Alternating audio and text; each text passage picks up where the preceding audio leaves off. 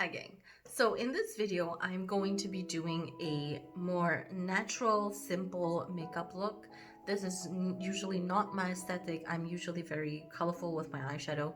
But I have been watching this other beauty channel on here, and her name is Jamie Montalban, and she is from the US, but she is of Filipino descent. Her looks are very natural, very just fresh and dewy. So I decided, why not? Let's give something a little bit more tame a shot. Okay, so yeah, I primed my eyes and I've got my brows done. So let's just get into some neutral eyeshadow shades. I also wanted to talk a bit about where I think makeup consumerism is heading. More on that in a second. Okay, I'm gonna be using this shade. This is from Pixi by Petra, some sort of eyeshadow palette. I depotted them and this is one of the shades. I'll write it in the description if you're interested to find out what particular palette I'm using. Okay, so I'm gonna put this all over my eye. I hope this works.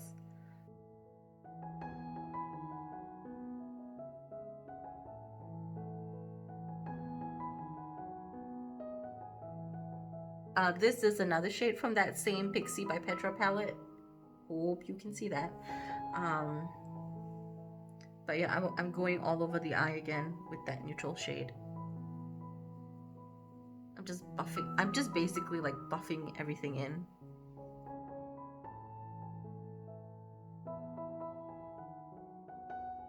This shade is also from that Pixi by Petra one.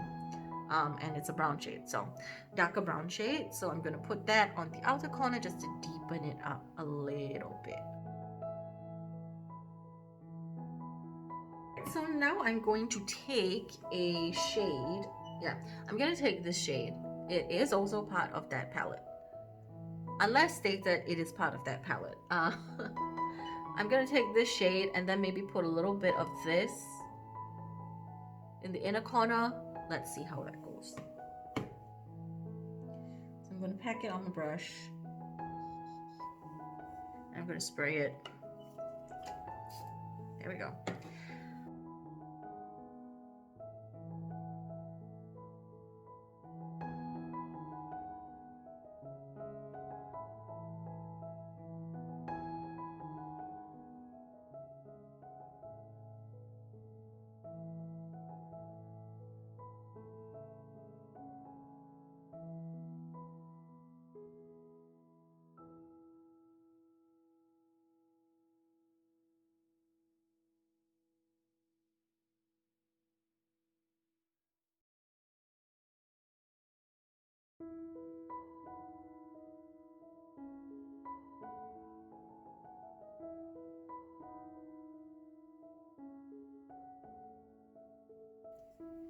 So I'm taking those darker shades, this one as well as this, and I'm kind of just mixing them together. And I'm going to kind of like line my lash line on the top and bottom just a little bit.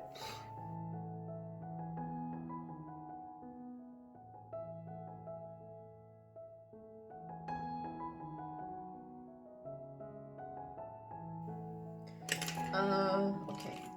So now I'm going to take this shade right here, this shiny shade, and I'm going to put that in the inner corner of my bottom lash line.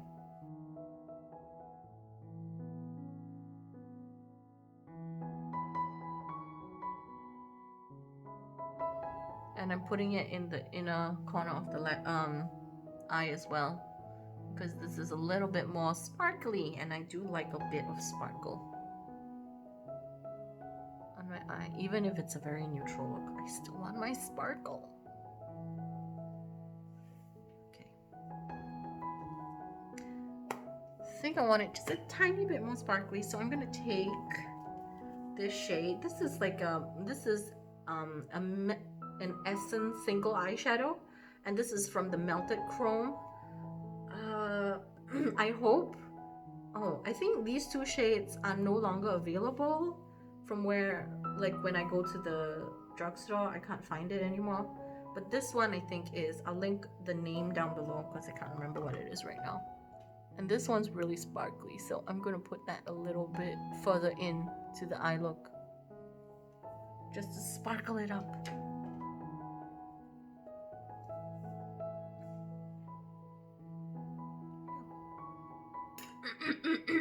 Okay, so now that we've done that, I'm going to clean up the under eye area. All right, so so I wanted to talk a bit about where I think the beauty consumerism, is hitting, and this is just my gut feeling. Recently, there have been some rumblings within the beauty YouTube space. Something about, if you don't know, there's this person called Jeffree Star, and he does cosmetics. I have some of his items, and I have some of his lipsticks, his eyeshadows. Never mind. I think he was a kind of like social media personality. He started in MySpace and then kind of like popularized himself on YouTube, and he did like things besides promote his products, but he also did promote his products. And because he is kind of like gender non-conforming, I guess he got a fan following there from people who are LGBTQIA plus like allies and from that community. And he also has quite of like innovative packaging, innovative concepts, like color schemes that aren't really typical in a lot of like mainstream eyeshadow palettes or makeup in general. So I think that's where he kind of got his found his niche. Anyway, so at one point he teamed up with another YouTuber who does not do beauty and does, I'm not even sure what he does. I think he did some sort of investigative journalism kind of thing. I think his primary focus is like lifestyle related. Correct me if I'm wrong. I don't watch this YouTuber, Shane Dawson. And then they did a collaboration on an eyeshadow palette. I didn't pick it up. I thought it looked interesting, but I didn't really understand what it was about. Because I don't watch Shane Dawson. And I also didn't watch, I think I didn't watch the series of him doing his investigative journalism thing with some of the bigger YouTubers. Yeah, so I didn't watch that, and I didn't watch his video with Jeffree Star. I was not interested in that. So from what I gather, yeah, like recently Shane Dawson made a statement about the beauty community on YouTube being very dramatic and over the top and catty, etc., etc. And therefore he didn't want to be part of it anymore. And then some videos came up. I think prior to this, some videos came up about Jeffree Star, and I also didn't watch those videos because I can't be bothered. I really cannot be bothered. I like to be informed about things. And this is where I'm taking this video, as in the topic, about beauty consumerism. I think people are eventually going to be fed up with mega personalities being attached to products who, in general, I think people are going to be fed up with trying to support personalities by buying products that are attached to their name, because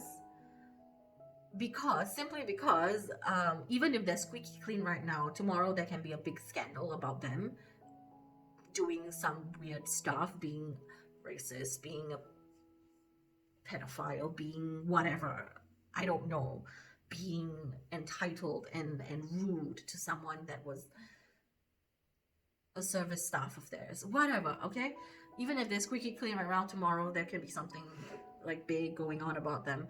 And I believe, this is what I think, that people are going to be fed up of having to worry or wonder about the personalities that are attached to products like this. Just simple products like this.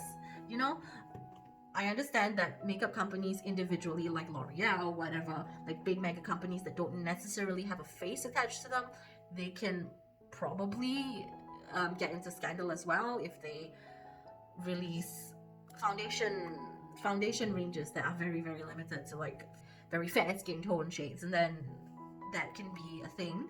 But it's less likely for them to be involved in a specific scandal relating to the private lives of people. And I think that because of that, people are just going to start buying or supporting just plain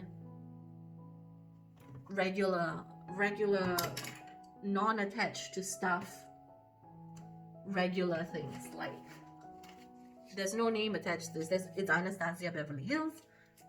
Anastasia Beverly Hills is a person, but she's not really like a she's not in the tabloids or anything. She's a company, right? Or a company like MAP Cosmetics, just a regular palette, no person attached to this particular palette, no influencer collaboration kind of thing attached to it. Just regular Nabla, Jamie too. No person attached to this. It's a company. They released a palette. They decided, oh, these shades are pretty. Let's release a palette and call it the Jamie 2, and let's do that. And I think that people are just going to end up reverting back to kind of like the original model of how things were marketed. I still think that beauty influencers will have a huge part in influencing the purchase decisions of the mainstream consumer. But I think at a certain point, all of this high school drama never ends. High school never ends. Yeah, that song. I feel like that kind of catty, this person said this and this person did that, and in response this person did this and he said that. No one wants to invest that much time into finding out what happens, and if, bless you, Petra just sneezed. No one wants to invest that much time. Frederick, what just happened? Oh my god. That's my cat. I think he's having a sneezing fit. Or is that Luna? Luna, is that you? I don't know. So, whoa.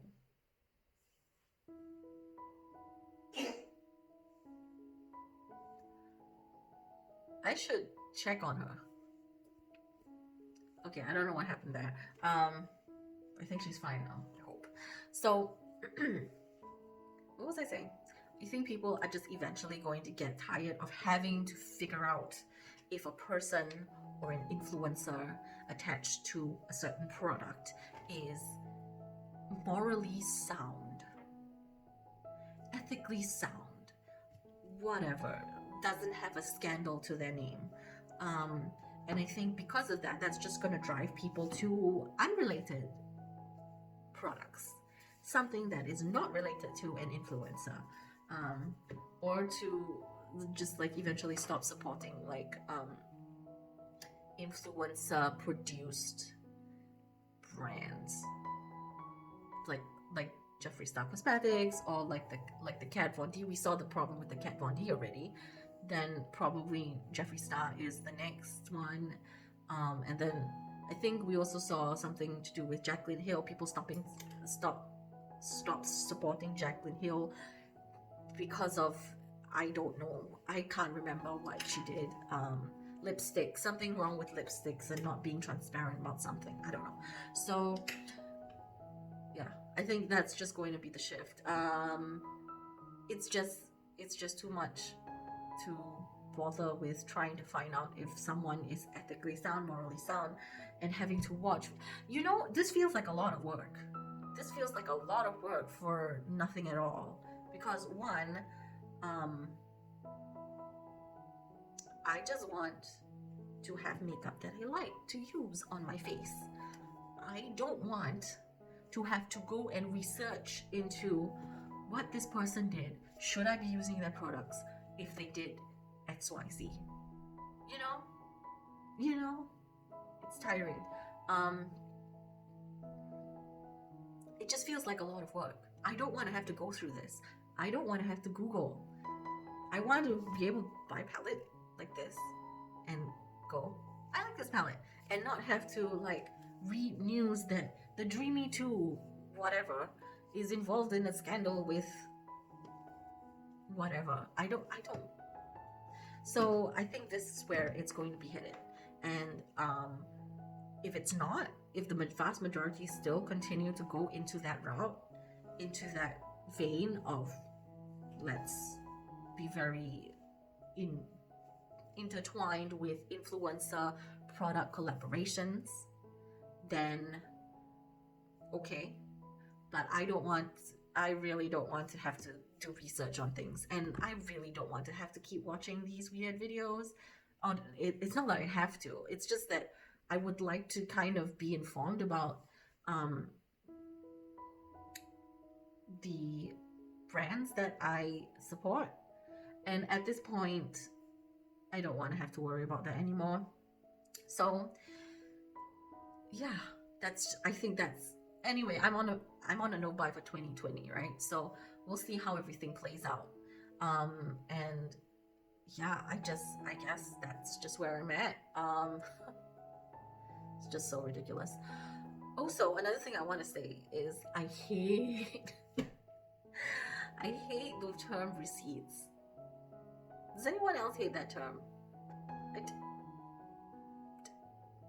Because it apparently, like on these like drama channels and stuff, or not even drama channels, just like in the social media world, in reference to essentially just evidence,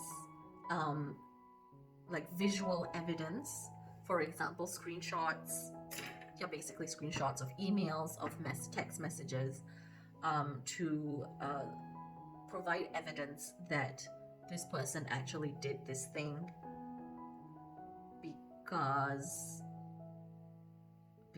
people are very doubtful about the truthfulness of certain statements. So if you make a claim that this person did this, you have to provide your visual evidence of such a thing happening. And at this point, there's really no, I don't get it, because you can forge stuff. You can Photoshop is a thing. There's also deep fakes that you can create. If you don't know what deep fakes are, it's just superimposing someone's face onto an actual video and kind of like merging the files to create a very believable looking video of a person saying something or doing something that they never actually did, which is very scary. So yes, there are people that have the interest and the time to research into whether something is legitimately a legitimate document. But oh my god, like the amount of effort you have to put into all of this stuff. Why? And the reason why I hate the term receipts is because a receipt is something that you obtain after purchasing something.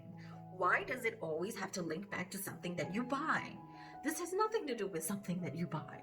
This is something to do with, I texted someone, that person texted me, I'm showing you, I am revealing our private conversations for the world to see, and suddenly it's called receipts. What is going on? I don't understand. Anyway, I've run out of a weird tangent. I wanted to do natural makeup and I ended up talking about dramatic stuff. The only influencer that I will actively like be intrigued by with sponsorships and collaborations, that's what I meant to say, is Panacea81, because, well, she was a person that through her platform has taught me a lot and was the inspiration for me to start doing, like, playing with makeup. And she's a lovely person. I've met her in person, so I can say that she seems to be a very lovely person.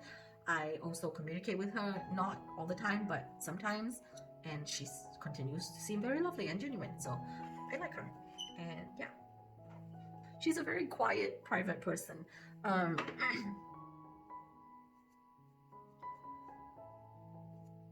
So, should any hint of scandal before her,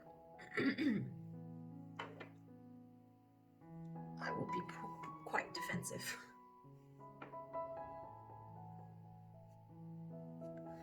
So I'm taking the House of Glamdolls Color Wheel, GlamLift, Reflect, and I am putting that on my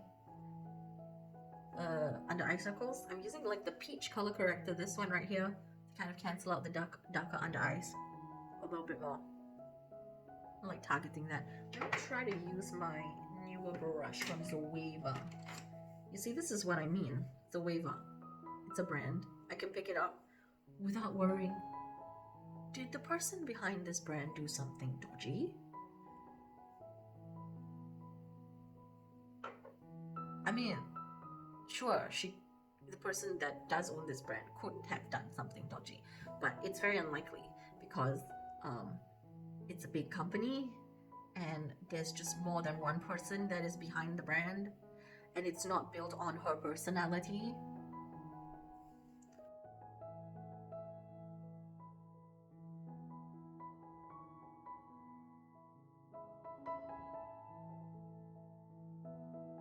I actually enjoy using this over the Mac Pro Creme Fard. I think that's what it's called. Let me grab that little credit card sized. I like this one better because it's creamier and it's like easy to blend. But yeah, this one is more for like, I guess if I really want to go to town with the color correcting, like special occasions, things like that, or just if I really want to glam it up, I can use that. But this one seems very sufficient for my skin tone and my discoloration needs. So yeah, I can also pick this one up, GlamLift Wheel, House of Glamdolls. Don't know anything about the founders, and I don't have to worry.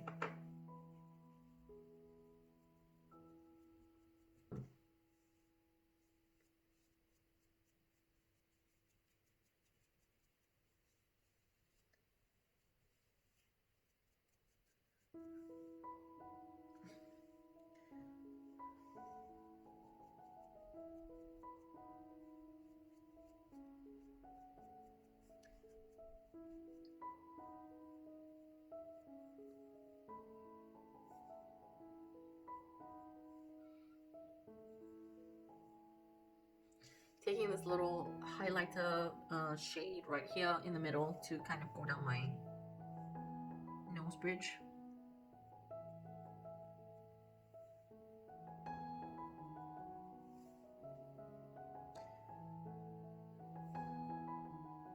Yeah, I feel it's kind of sad that nowadays the consumer, there's an onus on the consumer to be more aware about the products and the brands that they buy. I mean, okay, there are people that don't care. They wouldn't care. They just don't care. And they don't have to care, you know?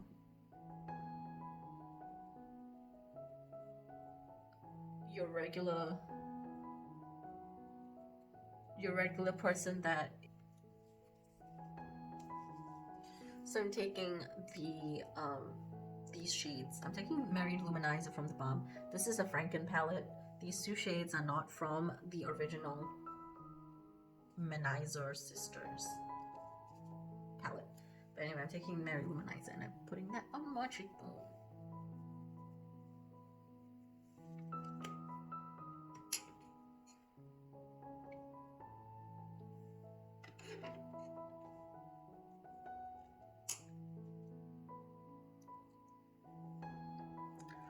Okay, for the face, I'm going to put on some powder to set. There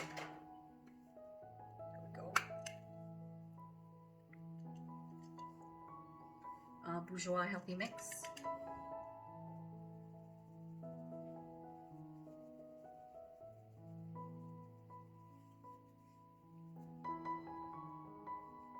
Just a light dusting. And then I'm going to bronze my face a little bit. I'm gonna use this brush. I'm using MAC Give Me Sun.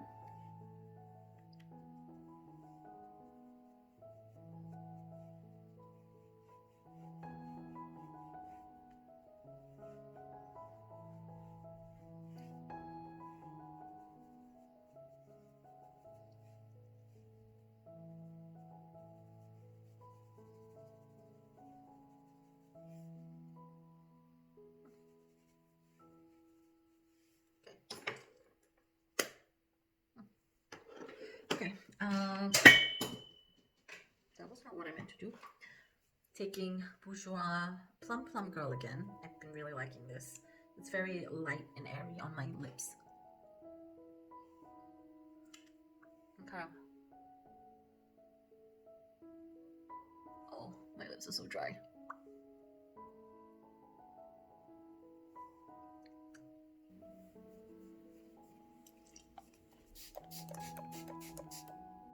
Okay, so this is the finished look. I really like how it turned out. I usually am not this toned down. I usually have lots of color, but I kind of enjoy this aesthetic. I think Martin also seems to like this aesthetic as well. Anyway, so yeah, just like a few other things I wanted to mention. I feel like it's frustrating that consumers in this day and age are expected to kind of be a very informed consumer, and that is in a way of it's a lot of extra work for the consumer to do, to have to make sure that the brand is ethical and sound and moral and aligns with their own values. Is it ecologically, is it environmentally friendly? Does it not test on animals? If that is the things that you are concerned about as a consumer, is it doing its best to recycle stuff? Is it diverse enough in terms of its product offerings or in their hiring management? I know this is a very privileged statement to make because obviously there are people that just don't have a choice. They just buy whatever that is the most cost effective to them.